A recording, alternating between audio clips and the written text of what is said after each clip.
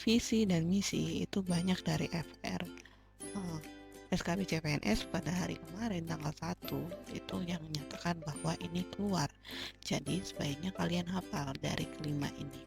Dari soal ini,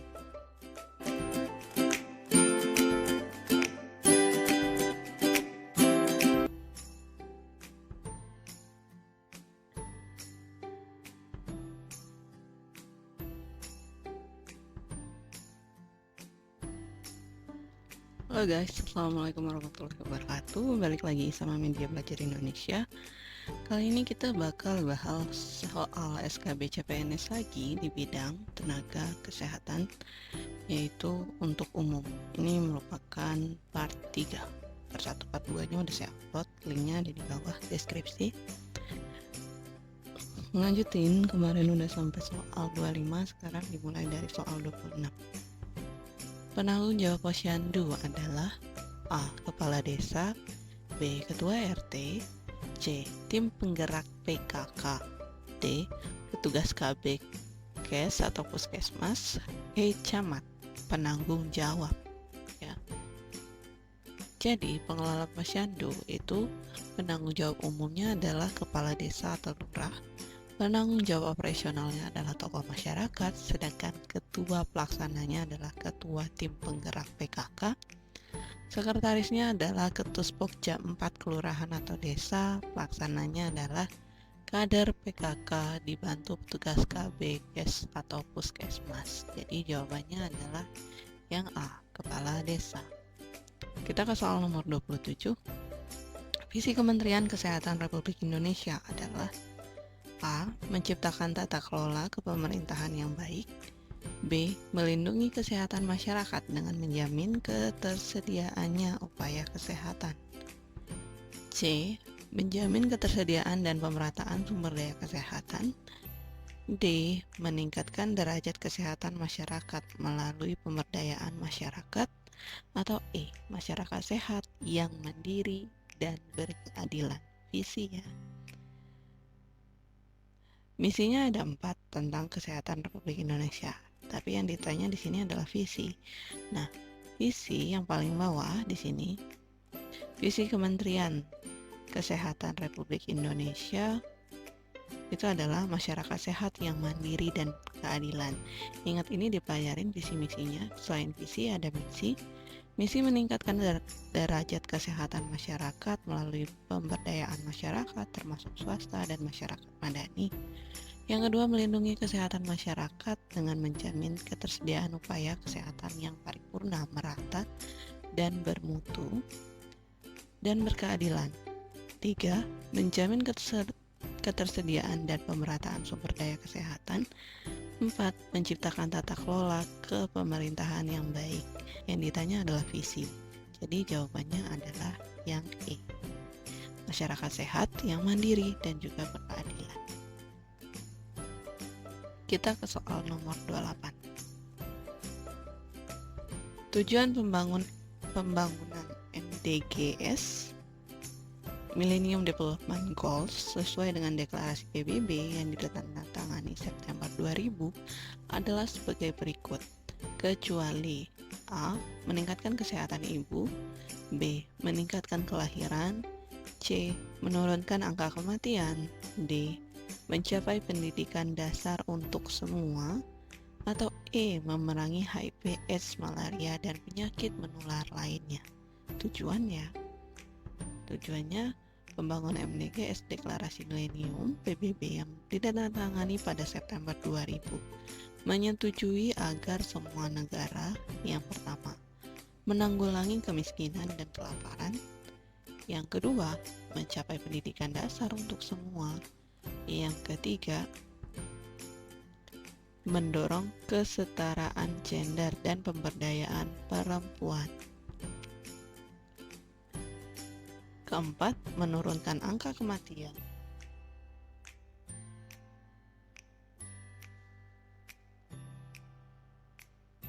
Kelima, meningkatkan kesehatan ibu. Yang A ya. Poin kelima. Nah, ini poin kelima. Keenam, memerangi HIV, AIDS, malaria, dan penyakit lainnya. Ini poin keenam. Ketujuh, memastikan kelestarian lingkungan hidup. Ada di situ. 8, mengembangkan kemitraan global untuk pembangunan. Nah, kalau misalnya yang poin D, mencapai pendidikan dasar untuk semua, itu adalah sama kayak poin kedua. Poin C, menurunkan angka kematian, itu sama aja ke 4. Poin 4. Yang ditanya di sini adalah yang kecuali. Jadi, kecualinya adalah yang B, meningkatkan kelahiran. Next, ke soal nomor 29.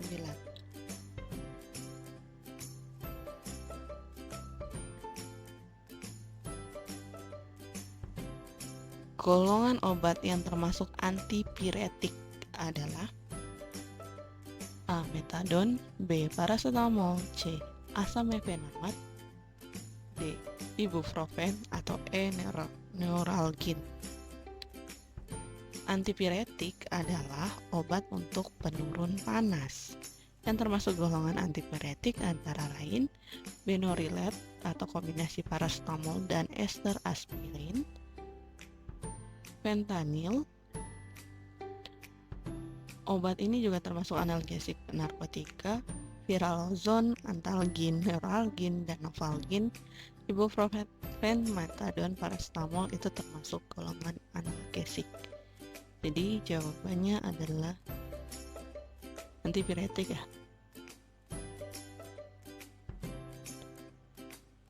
Neuralgin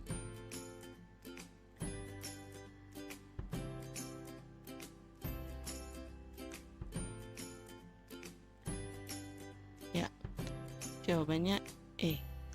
Kita ke nomor 30. Badan yang dibentuk oleh organisasi profesi untuk masing-masing cabang disiplin ilmu adalah A. Profesi kedokteran, B. Organisasi profesi, C. ID, D. Kolegium Kedokteran Indonesia, E. Majelis Kehormatan Disiplin Kedokteran Indonesia. Jawabannya D, yaitu Kolegium Kedokteran Indonesia.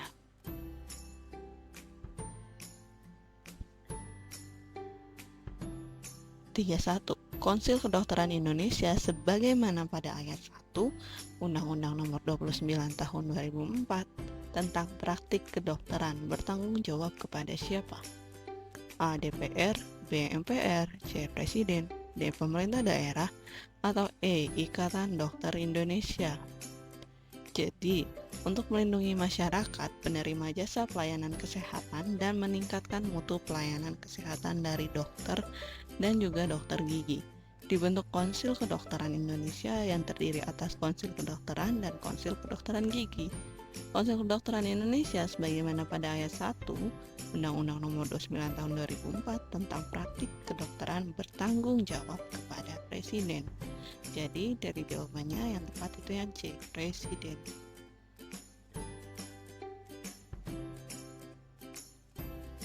Kita next ke soal 32. Masa bakti Konsil Kedokteran Indonesia adalah A. 1 tahun, B. 2 tahun, C. 4 tahun, dan diangkat kembali 1 tahun, D. 5 tahun, atau E. 7 tahun. Masa bakti keanggotaan Konsil Kedokteran Indonesia itu 5 tahun dan dapat diangkat kembali 1 kali masa jabatan berikutnya. Berarti 5 tahun lagi. Jadi jawabannya tuh yang di 5 tahun. Kita ke soal nomor 30. Oh, ini adalah penjelasan dari nomor 31 tadi. Kita ke nomor 33. Berikut adalah hak pasien yang tertuang pada Undang-Undang Nomor 29 Tahun 2004, kecuali A. Meminta pendapat dokter, B. Mendapat pelayanan sesuai dengan kebutuhan medis, C. Mendapatkan isi rekam medis, D. memberikan informasi lengkap tentang praktek, tentang penyakitnya. E. Mendapatkan penjelasan lengkap tentang tindakan medis. Kita simak penjelasannya. Pasien dalam menerima pelayanan pada praktik kedokteran itu mempunyai hak. Ada 5 haknya. Yang pertama, mendapatkan penjelasan secara lengkap tentang tindakan medis sebagaimana dimaksud dalam pasal 45 ayat 3. Penjelasan secara lengkap. Yang kedua, nih ya, ini poin A.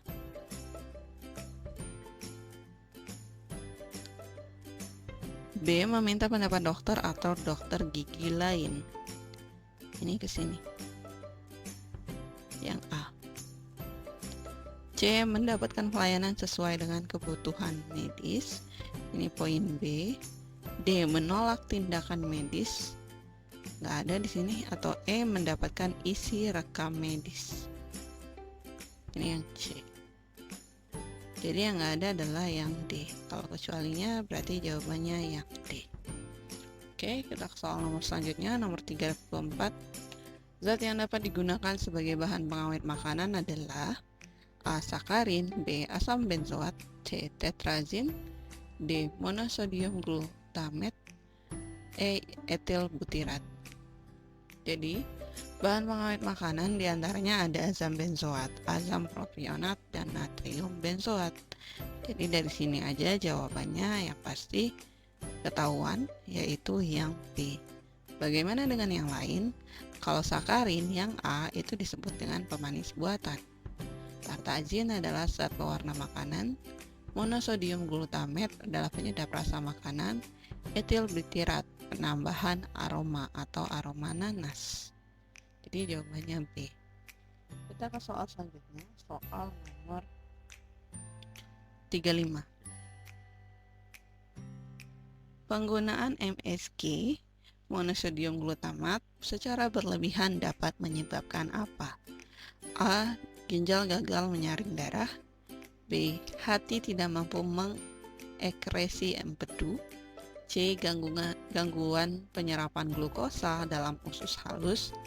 D. Fungsi kerja sistem saraf mengalami gangguan atau kerusakan. E. Infeksi otot jantung dan gangguan pendarahan. Nah, pemakaian MSG secara berlebihan itu dapat mengakibatkan kerusakan sel jaringan otak atau gangguan sistem saraf, Chinese Restoration Syndrome, kanker, dan dapat menyebabkan alergi. Jadi jawaban yang tepat itu yang D. Fungsi kerja sistem saraf mengalami gangguan. Kita ke soal selanjutnya, nomor 36. Pelayanan kesehatan perorangan yang bersifat non-spesialistik meliputi pelayanan rawat jalan dan rawat inap. Disebut dengan A. Rawat jalan tingkat pertama, B. Pelayanan kesehatan tingkat pertama, C. Rawat inap tingkat pertama, D. Pelayanan kesehatan rujukan tingkat lanjutan, atau E. Pelayanan kesehatan darurat medis. Jawabannya adalah yang B, yaitu pelayanan kesehatan tingkat pertama. Dikarenakan berdasarkan PMK nomor 71 tahun 2013 tentang pelayanan kesehatan pada JKN, yang pertama, pelayanan kesehatan tingkat pertama adalah pelayanan kesehatan perseorangan yang bersifat non-spesialistik atau primer, meliputi pelayanan rawat inap dan rawat jalan. Rawat jalan tingkat yang kedua, rawat jalan tingkat pertama adalah pelayanan kesehatan perorangan yang bersifat non-spesialistik yang dilaksanakan pada fasilitas kesehatan tingkat pertama untuk keperluan observasi, diagnosis, pengobatan, dan atau pelayanan kesehatan lainnya. Dengan yang ketiga, rawat inap tingkat pertama adalah pelayanan kesehatan perorangan yang bersifat non-spesialistik dan dilaksanakan pada fasilitas kesehatan tingkat pertama untuk keperluan observasi, perawatan, diagnosis, pengobatan, dan atau pelayanan medis lainnya, di mana peserta dan atau anggota keluarga keluarganya dirawat inap paling singkat 1 hari. Yang keempat, Pelayanan kesehatan rujukan tingkat lanjutan adalah upaya pelayanan kesehatan perorangan yang bersifat spesialistik atau subspesialistik, yang meliputi rawat jalan tingkat lanjutan, rawat inap tingkat lanjutan, dan rawat inap di ruang perawatan khusus.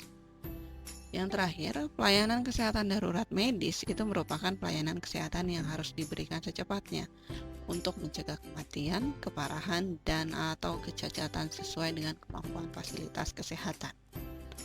Oke, udah jelas ya, kita ke soal nomor 37. Penyakit yang ditandai adanya glukosa dalam urin itu disebut apa? A. Gagal ginjal, B. Batu ginjal, C. Glukosuria, agak mirip ya namanya, atau D. Nefritis, atau E. Hematuria. Jadi jawabannya itu glukosuria yang C. Kenapa? Karena glukosuria adalah penyakit yang ditandai adanya glukosa di dalam urin. Penyakit tersebut sering disebut juga dengan penyakit gula atau kencing manis, atau kadang-kadang disebutnya diabetes mellitus.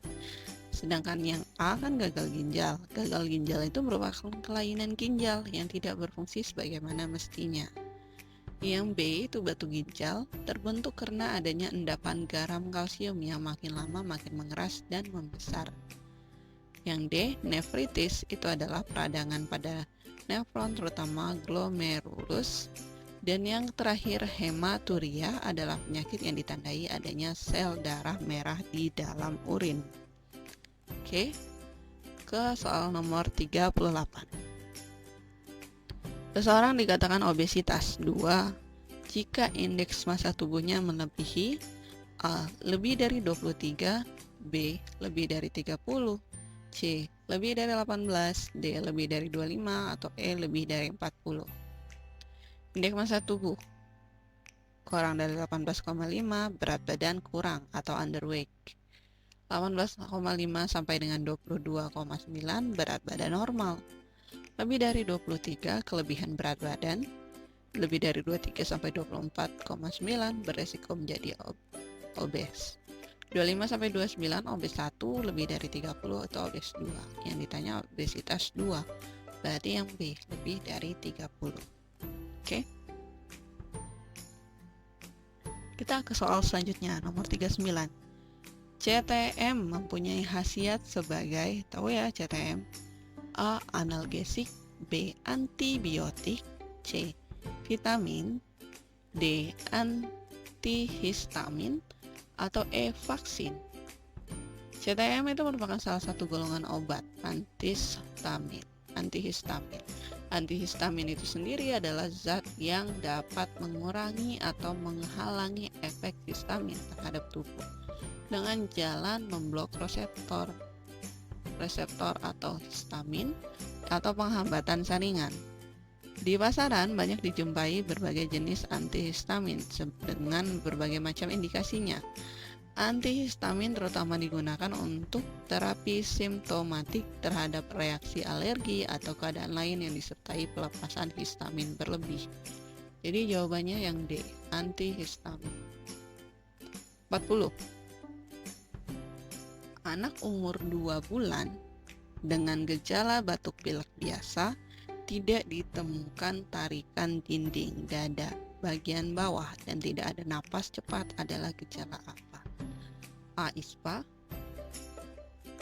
B. Pneumonia, C. Bukan pneumonia, D. Asma, atau E. TBC. Jawabannya itu adalah yang tepat C. Bukan pneumonia. Kenapa? Klasifikasi ISPA untuk golongan umur di bawah 2 bulan dan untuk golongan umur 2 bulan sampai dengan 5 tahun. Untuk golongan umur kurang dari 2 bulan, ada 2 klasifikasi penyakit tertentu.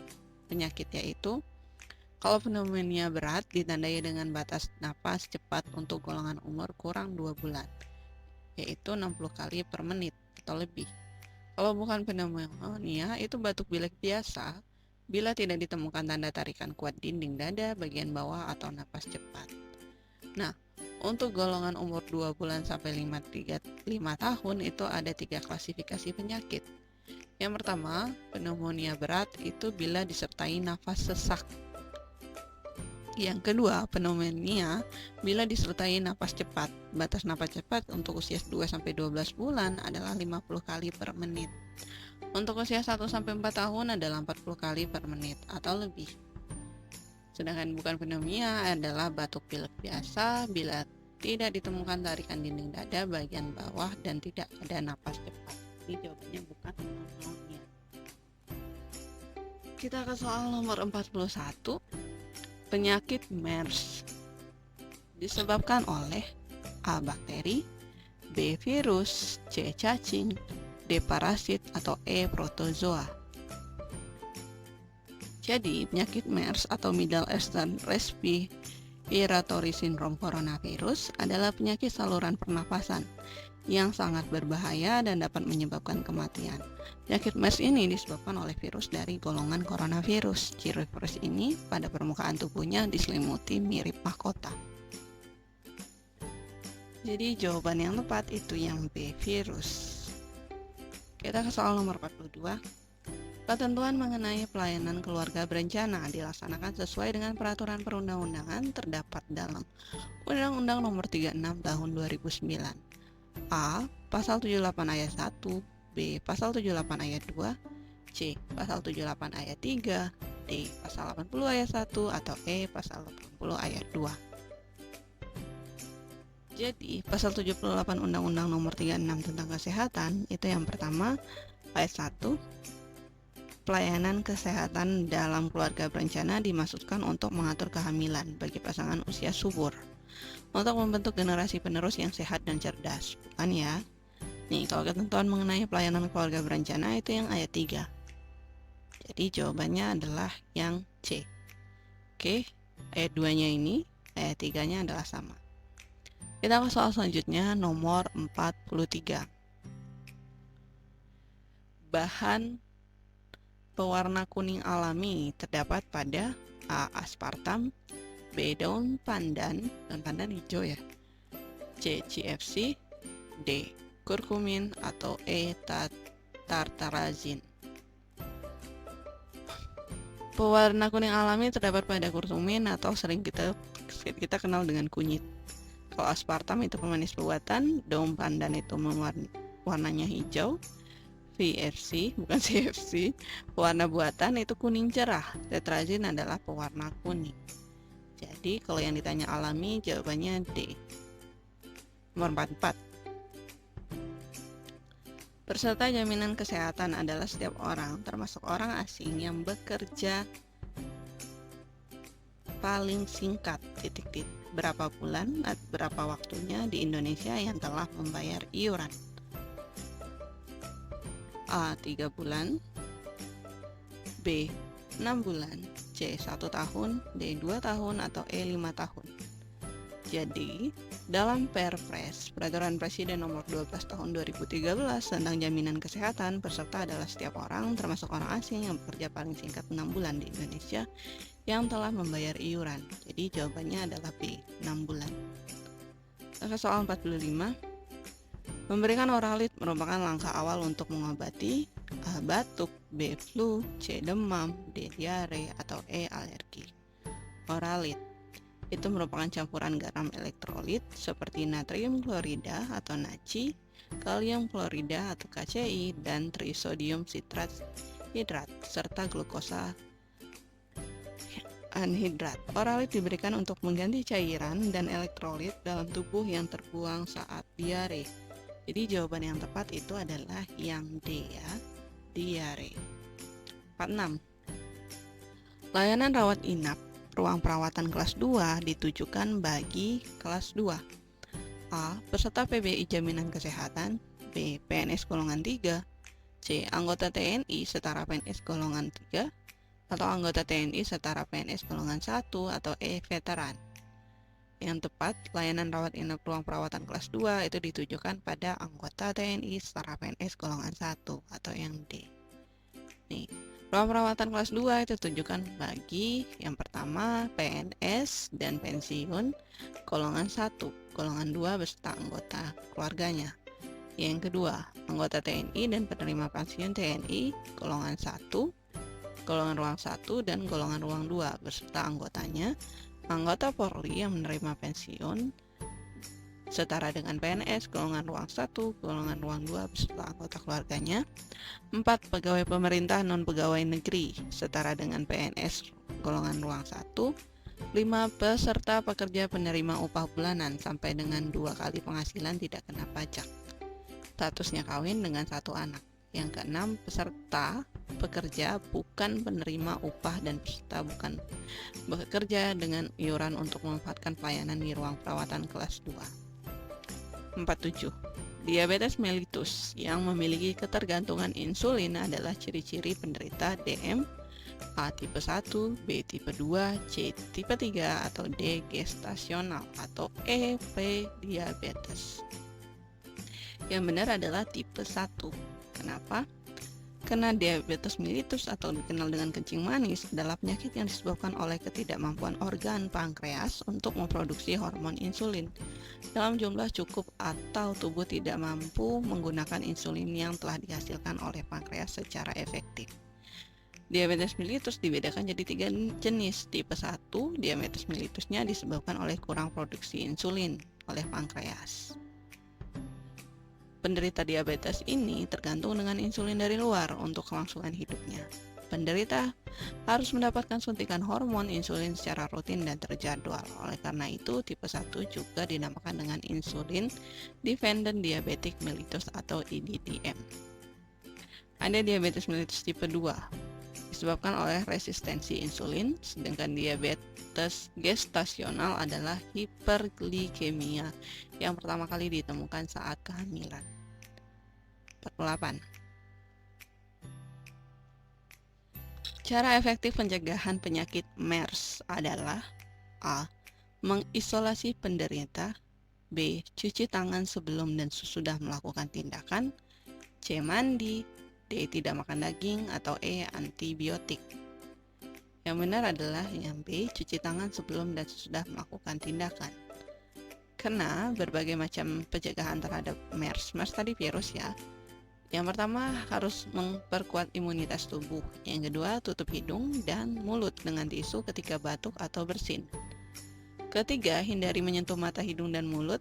4. Menghindari kontak erat dengan penderita, menggunakan masker, menjaga kebersihan. 5.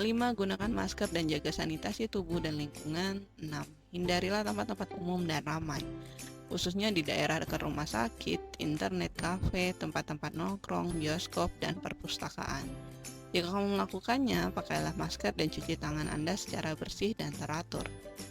7. Hindarilah mengunjungi pasien dan periksa ke dokter di rumah sakit, khususnya yang ada pasien MERS. 8. Cuci tangan dengan sabun dan jangan menyentuh mulut, hidung, dan mata dengan tangan telanjang. Ini adalah tata cara pencegahan terhadap virus MERS kayak gitu. Sekarang yang sedang ramai COVID. Jadi pencegahannya hampir sama, yaitu harus memperkuat imun, harus menjaga kebersihan, dan lain-lain. Next, ke 49. Virus atau kuman TB akan mati jika terkena A. Air dingin, B. Air panas, C. Udara, D. Sinar UV, atau E. Udara kering. Jadi kuman TB itu dapat bertahan pada udara kering, bahkan udara dingin sekalipun. Bahkan pernah ditemukan kuman TB yang masih aktif pada bumi. Namun, kuman ini akan segera mati jika terkena sinar ultraviolet atau diberikan obat sejenis karbol. Jadi jawabannya D. Kita ke soal selanjutnya, soal terakhir nomor 50.